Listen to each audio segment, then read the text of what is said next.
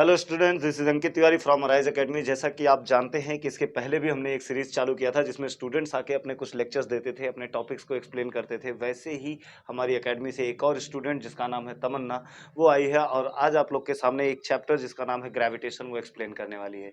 इस ग्रेविटेशन नाम के चैप्टर में वो सेंट्रीपिटल फोर्स हो गया, सर्कुलर मोशन हो गया, यूनिवर्सल लॉ ऑफ ग्रेविटेशन हो गया, मास और वेट के बीच में डिफरेंस हो गया, ऐसी कुछ चीज़ों को डिस्कस करेगी। तो आप बिल्कुल देखिए और उसको अप्रिशिएट भी करिए। Thank you so much.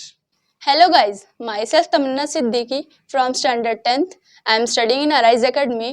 मैं आज आपके सामने साइंस 1 का फर्स्ट चैप्टर जो ग्रेविटी है वो आपको पढ़ाने वाली हूँ।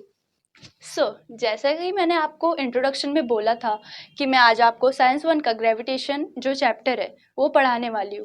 ये मैंने लिखा है ग्रेविटेशन। तो चलो हम स्टार्ट करें। ग्रेविटेशन एक्चुअली में होता क्या है, तो ग्रेविटेशन एक ऐसा आपको पता ही होगा कि ग्रेविटेशन हर चीज़ पे अप्लाई होता है। जैसे कि हम बोल सकते हैं एक ऑब्जेक्ट है, अगर उस पर ग्रेविटी नहीं लग रहा है तो फिर वो नीचे फॉलिंग जो वो नीचे गिर रहा है वो क्या होगा, वो नहीं नीचे गिरेगा। क्यों नहीं गिरेगा? क्योंकि जो ग्रेविटेशन फोर्स होता है वो एक ऑब्जेक्ट या बॉडी या कोई भी चीज़ को अपनी सेंटर की तरफ अट्रैक्ट करता है। तो ठीक है, तो चलो स्टार्ट करते हैं। एक बार क्या हुआ था बहुत समय पहले, सर आइजैक न्यूटन, जो आपको पता होगा, जिन्होंने बहुत सारा साइंस का कॉन्सेप्ट दिया हुआ है, वो जो है अर्थ के सरफेस के ऊपर बैठे हुए थे। तो अर्थ के सरफेस के ऊपर बैठे थे मींस उनका यहाँ हाइट पे थोड़ा सा एक ट्री था। ट्री में एप्पल थे, मींस वो ऐसा एप्पल लगा हुआ था उसमें।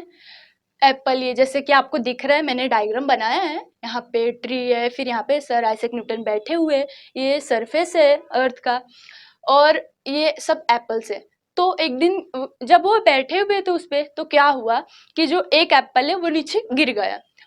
जब वो गिरा तो जब उनके सर पे गिरा तब उनको एक ऐसा आइडिया लगा कि वो एप्पल क्यों गिरा होगा नीचे, कि वो क्यों गिरा, क्या हुआ, उसके पीछे का साइंस क्या है। क्यों, एक्चुअली में वो तो साइंटिस्ट थे, तो फिर उनको तो ये पता नहीं था। तो वो ऐसा उसके ऊपर ऐसा खोजने लगे, मतलब उसके ऊपर क्या बोलते हैं कि जो उसके पीछे का जो कॉन्सेप्ट था, जो साइंस का कॉन्सेप्ट था उसके पीछे, वो उसको ढूंढने लगे। तो धीरे धीरे ऐसा हुआ कि वो ऐसा ढूंढते रहे। तो उसके बाद क्या हुआ, कुछ समय के बाद जब ऐसा हुआ कि उनको ऐसा पता चला कि एक फोर्स है जो सेंटर की तरफ अट्रैक्ट, अपने ऑल बॉडी को अपने सेंटर की तरफ अर्थ अट्रैक्ट करता है। मींस कोई ऑब्जेक्ट अगर इधर पड़ा हुआ है तो ये जो समझो कि अर्थ का सेंटर है, तो ये जो बॉडी है वो क्या होगा, नीचे सेंटर की तरफ अट्रैक्ट होगा। क्यों अट्रैक्ट होगा? क्योंकि ये बॉडी के ऊपर क्या हो रहा है, ग्रेविटेशनल फोर्स अप्लाई हो रहा है। तो ग्रेविटेशनल फोर्स एक्चुअली में इसको हम कैसे डिफाइन करें, तो इसको ऐसे डिफाइन कर सकते हैं हम। तो चलो मैं आपको डेफिनेशन लिख के बता देती हूँ कि ग्रेविटेशन का डेफिनेशन क्या होता है। तो जैसे कि मैंने ये डेफिनेशन अभी अभी लिखा है, तो आप एक बार मैं पढ़ के आपको बता देती हूँ कि डेफिनेशन कैसे। A force which act to all body towards its centre, it is called gravitational force. तो मतलब ये जो ऑब्जेक्ट है, ये डेफिनेशन कैसे मैं बनाई हूँ और क्यों बनाई हूँ। ये जो ऑब्जेक्ट है, समझो कि ये एक ऑब्जेक्ट है, तो ये जो सेंटर है इसने क्या किया, अट्रैक्ट किया ये बॉडी को। तो मैंने वही लिखा है अ फोर्स, मतलब यहाँ पे कोई तो भी फोर्स होगा।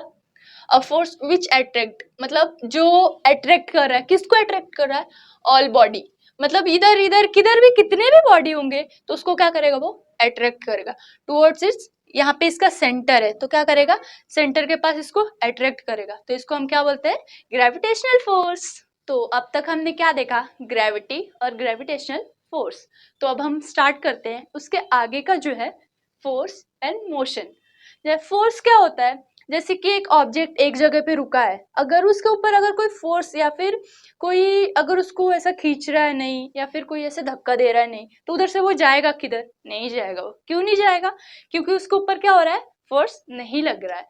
तो हम क्या करेंगे, मैं आपको समझाती हूँ कि वो क्या होता है। सबसे पहले फोर्स समझाती हूँ क्या होता है। फोर्स एक जो बॉडी, समझो कि एक बॉय है, बॉय क्या कर रहा है, टॉय कार से खेल रहा है। वो कैसे खेल रहा है, उसने क्या किया, एक थ्रेड है जो टॉय कार से अटैच किया है और वो क्या कर रहा है, टॉय कार को जो है अपनी तरफ पुल कर रहा है। क्या कर रहा है, अपनी तरफ पुल कर रहा है। तो वो जब वो कार को ऐसे पुल करेगा अपने तरफ, तो जो कार है उसके साथ साथ ऐसे आगे आते जाएगा। जैसे कि एक यहाँ पे कार है, तो यहाँ पे जब वो कार रुका हुआ है और यहाँ पे जो बॉय है थोड़ा दूर पे रुकेगा ना, क्योंकि थ्रेड लगा हुआ है तो उसको खींचने में थोड़ा टाइम लगेगा। तो फिर वैसे ऐसे ऐसे ऐसे खींच के वो क्या करेगा, आगे लेके जाएगा। उसको ही हम क्या बोलेंगे, फोर्स बोलेंगे। तो फोर्स का डेफिनेशन हम देखते हैं।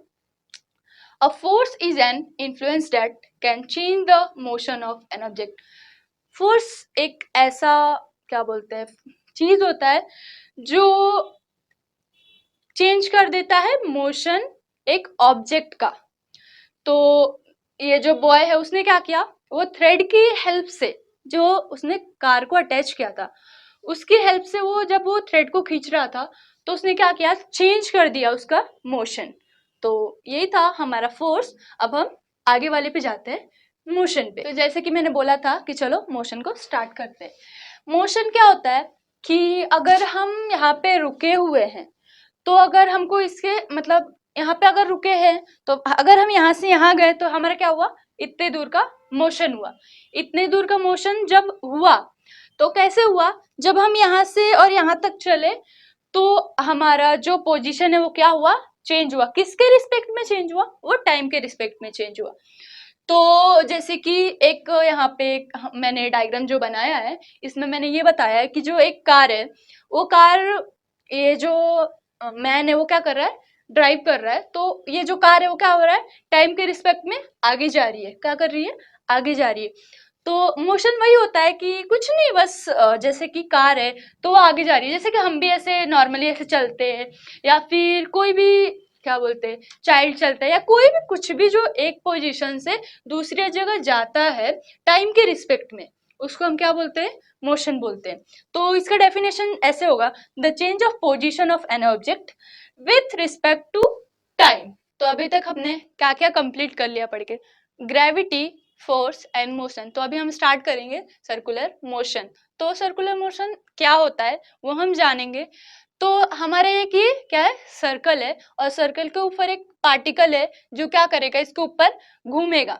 जब वो घूमेगा वो कभी इधर से इधर जाएगा, फिर इधर से इधर, या ये पूरा वो क्या करेगा, कंप्लीट करेगा। जब वो कंप्लीट करेगा तो वो क्या हो जाएगा, उसका सर्कुलर मोशन हो जाएगा। जब उसका ये सर्कुलर मोशन हो गया तो हम वो क्या बोलेंगे कि जो पार्टिकल था उसका क्या होगा, वो पूरा एक जो सर्कल है उसके सर्कमफेरेंस पे क्या हुआ, वो घूम गया।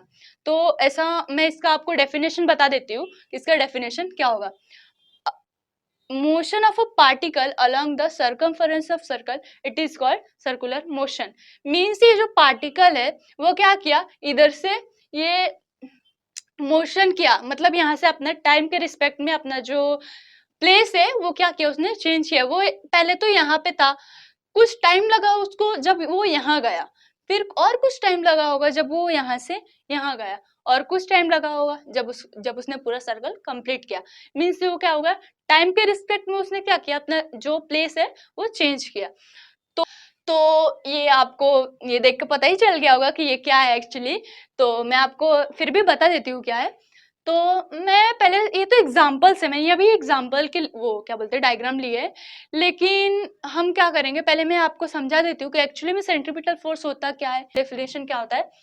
अ फोर्स मतलब एक ऐसा फोर्स विच एक्ट, कहाँ एक्ट होता है, सर्कल के सेंटर में, which act centre of the circle during circular motion, it is known as centripetal force. तो हम ऐसा बोल सकते हैं क्या कि हमारे पास एक थ्रेड है, छोटी सी थ्रेड है, और हमने क्या किया, एक स्टोन को थ्रेड से एक साइड से बांध दिया और एक साइड से ऐसे पकड़ा हुआ है। मतलब यहाँ पे एक स्टोन यहाँ पे हमारे हाथ में है और मैंने ये थ्रेड को पकड़ा हुआ है। जैसे कि हम छोटे बच्चों को देखा है, उसमें बांध के वो ऐसे ऐसे ऐसे ऐसे राउंड राउंड घुमाते हुए। तो जो ये स्टोन है वो क्या हुआ, वैसे ऐसे ऐसे करते हुए वो घुमा, जैसे कि ये वाला कि हमने यहाँ पे बांध दिया थ्रेड से वो स्टोन को, और वो क्या कर रहा है, ऐसे ऐसे ऐसे घूम रहा है। जब वो घूम रहा है तो क्या कर रहा है, सर्कुलर मोशन कर रहा है, और सेंट्रीपिटल फोर्स भी कर रहा है। क्यों कर रहा है तो मैं बताती हूँ कि यहाँ पे जो ये सर्कल है, यहाँ पे उसने स्टोन बांध के रखा है, ये क्या है, उसका थ्रेड है, वो सेंटर में खड़ा है और वो क्या कर रहा है, घुमा रहा है। तो जब वो घुमा रहा है तो वो जो पार्टिकल है वो चाहेगा कि मैं ऐसे सीधा चला जाऊं, लेकिन वो जाएगा क्या, नहीं, क्योंकि वो क्या है, थ्रेड से बंधा हुआ है। जब वो थ्रेड से बंधा हुआ है तो वो ऐसे, जब वो क्या बोलते हैं, वो चाइल्ड जब उसको घुमाएगा, तो जब वो घुमाएगा तो ये जो मोशन या फिर जो भी हो रहा है यहाँ पे, सेंटीपीटल फोर्स जो हम पढ़ रहे हैं, तो इसलिए पढ़ रहे हैं क्योंकि ये सर्कुलर मोशन में ये काम होता है। और तो ये एक और एग्जांपल है, ये कौन सा एग्जांपल हम देखते हैं कि जैसे हमने देखा है कि एक चौक होता है, ये गोल, और वहां से ऐसे ऐसे रास्ता होता है जाने का, ऐसे रोड, हाँ रोड होता है जाने के लिए। तो वहां पे बहुत सारी ऐसे गाड़ी जा रही है, तो यहाँ पे तो हम बोलेंगे कि नहीं, यहाँ पे तो बच्चे ने बांधा था थ्रेड, तो इसलिए हम ऐसे थोड़ा खींच रहे थे ऐसे, इसलिए वो सेंटर की तरफ पुल हो रहा था। लेकिन यहाँ पे तो पुल ही नहीं हो रहा है, कैसे, क्या, ये तो पॉसिबल ही नहीं है। सेंट्रीपिटल फोर्स तो जब होता है जब सर्कुलर मोशन होता है, यहाँ पे सर्कुलर मोशन तो हुआ ही नहीं, यहाँ पे पूरा सर्कल कंप्लीट ही नहीं हुआ, ये तो इधर से आगे चला जा रहा है। तो मैं आपको बता दूं कि सेंट्रीपिटल फोर्स वो भी होता है कि अगर उसने हाफ सर्कल भी किया या फिर ऐसे जुप करके उधर गया भी, तो फिर उसको भी हम सेंट्रीपिटल फोर्स बोल सकते हैं। मीन्स थोड़ा भी वो कर्व गया सर्कल के तरफ, तो उसको भी हम सेंट्रीपिटल फोर्स बोल सकते हैं। तो ये जो कार है, कार ऐसे जा रही है, ये जो चौक है, ये इसका एक सेंटर होगा, और यहाँ पे एक क्या बोलते हैं, यहाँ पे जो रोड है उस पे ऐसे कार जा रही है। जब वो कार वहां से जाएगी, अगर मैं आपको एक ऐसा बोलूं कि अगर मैंने उसके ऊपर ऑयल गिरा दिया तो ये क्या होगा, ऐसे कार आएगी, नहीं, इधर तो कार आएगी और इधर से ऐसे आगे चली जाएगी। क्यों चली जाएगी, वहां पे कौन सा फोर्स नहीं है, अगर आपको पता है तो आप कमेंट सेक्शन में बताएं। तो तो उस वो ऐसा एक फोर्स होगा, वो कौन सा फोर्स होगा मुझे ही पता है, वो कौन सा फोर्स होगा, फ्रिक्शन फोर्स। यहाँ पे फ्रिक्शन फोर्स लग रहा है, क्यों, क्योंकि जब वो फ्रिक्शन फोर्स लगेगा तभी तो यहाँ से कर्व होके क्या होगा, वो जाएगा। अगर वहां पे फ्रिक्शन फोर्स नहीं होता, मतलब मैंने वहां पे ऑयल गिरा दिया, तो वो क्या होगा, इधर से वैसे चला जाएगा, मीन्स यहाँ से ऐसा ऐसे चले जाएगा, ये यहाँ से कार जा रहा है, फिर यहाँ से ऐसा चला जाएगा, ठीक है। तो अभी हम पढ़ेंगे Newton's universal law of gravitation. तो जैसे कि मैं आपको बताऊं इसमें क्या होता है कि अगर मैं यहाँ पे प्रेजेंट हूँ और मेरा दोस्त क्या बोलते हैं दुनिया के किसी भी कोने पे हो, मून पे हो या कहीं भी हो, तो वो मुझे क्या कर रहा है, अट्रैक्ट कर रहा है। क्यों अट्रैक्ट कर रहा है, क्योंकि क्या हो रहा है, न्यूटन ने ये बोला था, क्योंकि कोई भी जितने भी अर्थ पे बॉडी होते हैं वो क्या करते हैं, एक दूसरे को अट्रैक्ट करते हैं। तो मैंने यहाँ पे एक डायग्राम बनाया है कि क्या है, ये मास है एक बॉडी का, मतलब मास वाला एक बॉडी है, और ये जो M2 है ये भी मास वाला एक बॉडी है, मतलब इन दोनों के पास क्या है, मास है, और इनके बीच में क्या है, थोड़ा डिस्टेंस है। मींस कि हम ये बोल सकते हैं कि अभी अगर मैं यहाँ पे खड़ी हूँ और मेरे पास भी मास है ऑब्वियसली, और मेरे फ्रेंड के पास भी मास होगा, तो हम दोनों के पास मास है और हमारे बीच में क्या है, डिस्टेंस है, तो हम दोनों क्या कर रहे हैं, एक दूसरे को अट्रैक्ट कर रहे हैं। जैसे कि मैं बोलूँ कि ग्रेविटेशनल फोर्स बहुत ही वीक फोर्स है, इसलिए हमको समझ में नहीं आता कि मैं और मेरे फोर्स एक दूसरे को क्या कर रहे हैं, अट्रैक्ट कर रहे हैं। तो universal law of gravity actual में होता क्या है, तो मैं आपको इसका डेफिनेशन बताती हूँ।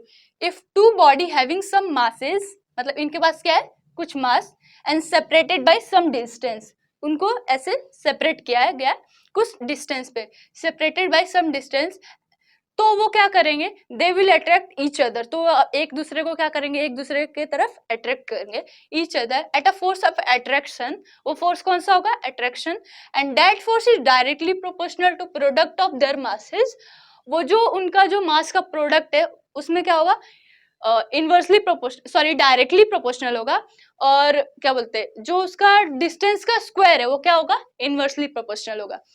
तो इसका फॉर्मूला ये है, फोर्स इज इक्वल टू जी, अगर मतलब ये जो इनवर्सली है, हमको ऐसा इनवर्स दिख रहा है, थोड़ा अच्छा नहीं लग रहा है, हमको क्या चाहिए, इक्वल चाहिए। इक्वल अच्छा लगता है क्योंकि हमको पता है कि इक्वल के उस तरफ जाता है तो माइनस प्लस हो जाता है, या फिर इनवर्सली का हमको उतना कुछ पता नहीं है। तो फिर अगर हमारा इनवर्सली जो हटता है, ये जो हट जाएगा, तो यहाँ पे क्या हो जाएगा, इक्वल आ जाएगा, और उसके साथ जो इनवर्स हटता है तो उसके साथ साथ इक्वल के साथ साथ के भी आता है।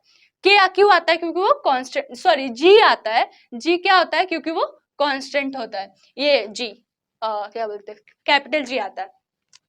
तो force is equal to G m1 m2 upon D square.